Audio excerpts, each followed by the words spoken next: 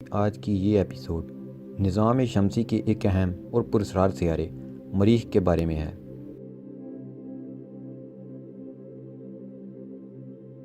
اس سیارے کے بارے میں کہا جاتا ہے کہ شاید وہاں آج بھی کوئی مخلوق مریخ کی سطح کے نیچے زندگی گزار رہی ہے،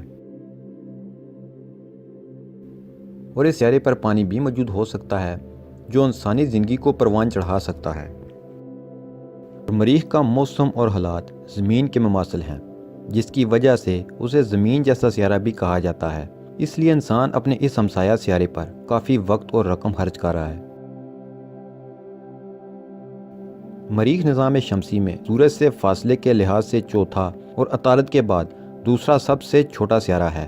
قدیم رومی مذہب میں مریخ کو جنگ کا خدا کے نام سے بھی پکارا جاتا تھا، کیونکہ وہ مریخ کی پرستش کرتے تھے۔ مریخ کی سرخ رنگت کی وجہ سے اسے سرخ سیارہ بھی کہا جاتا ہے۔ یہ سرخ رنگ مریخ کی سطح پر آئرن آکسائڈ کی کثرت کی وجہ سے ہے۔ مریخ کی سرخی مائع رنگت اسے کھلی آنکھ سے نظر آنے والے دوسرے سماوی اجسام سے ممتاز کرتی ہے۔ مریخ ایک زمین جیسا سیارہ ہے جو زمین کی نسبت ہلکا کرہ ہوائی رکھتا ہے۔ اس کے سطح پر زمین کی چاند کی طرح شہاب ثاقب یا کسی دوسرے سماوی اجسام کے ٹکرانے سے بننے والے گڑھے موجود ہیں۔ اس کی سطح پر زمین کی طرح وادیاں اور صحرا بھی موجود ہیں۔ زمین کی طرح اس کے قطبین پر بھی بہت بڑی مقدار میں برف جمی رہتی ہے۔ مریخ کا محوری گردش کا دورانیہ اور موسموں کی گردش زمین جیسی ہے، اور زمین کی طرح اس کا محور بھی جھکا ہوا ہے جو موسموں کے تغیر کا باعث بنتا ہے۔ مریخ پر ایک بہت بڑا آتشفشاں پہاڑ ہے جسے اولمپس مونس کہا جاتا ہے۔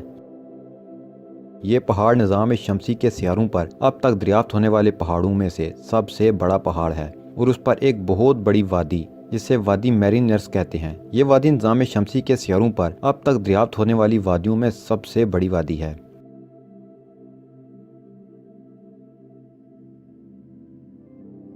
مریخ کے شمالی کرہ میں ایک ہموار جغرافیہ سے ہے جسے بورائلس طاس کہتے ہیں۔ یہ طاس مریخ کے 40% رقبے کو گھیرے ہوئے ہے، اور یہ کہا جاتا ہے کہ یہ کسی آسمانی جسم جیسے شہاب ثاقب کے ٹکرانے سے بنا ہے۔ مریخ کے 2 چاند ہیں جنہیں فوبوس اور دیموس کہتے ہیں۔ یہ چاند چھوٹے اور بے ترتیب شکل کے ہیں۔ ان کے بارے میں یہ بھی قیاس کیا جاتا ہے کہ یہ چھوٹے سیارچے ہو سکتے ہیں جنہیں مریخ کی کشش ثقل نے پکڑ لیا ہو، جس کی وجہ سے یہ مریخ کے گرد گھوم رہے ہوں۔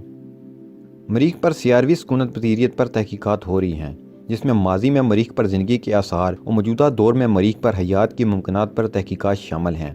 مستقبل میں مریخ پر فلکی حیاتیات کے منصوبوں کی منصوبہ بندی کر لی گئی ہے، جن میں مریخ 220 اور ایکسو مارس رود منصوبہ شامل ہیں۔ ان میں سے مریخ 2020 اپنے مشن پر کام کر رہا ہے۔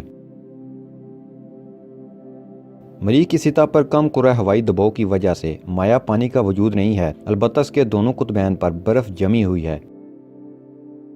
اس کی جنوبی قطبین پر برف کی اتنی مقدار ہے کہ اگر یہ برف پگھل کر پانی میں تبدیل ہو جائے تو یہ 11 میٹر سے زیادہ کی گہرائی تک پورے مریخ کی سطح کو گھیر لے گا۔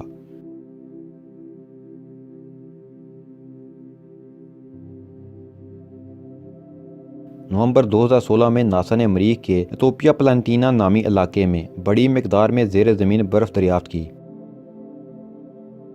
اس کے پانی کے حجم کا اندازہ جھیل سپیریئر کے پانی کے برابر لگایا گیا ہے۔ مریخ کو زمین سے عام انسانی آنکھ سے بھی دیکھا جا سکتا ہے۔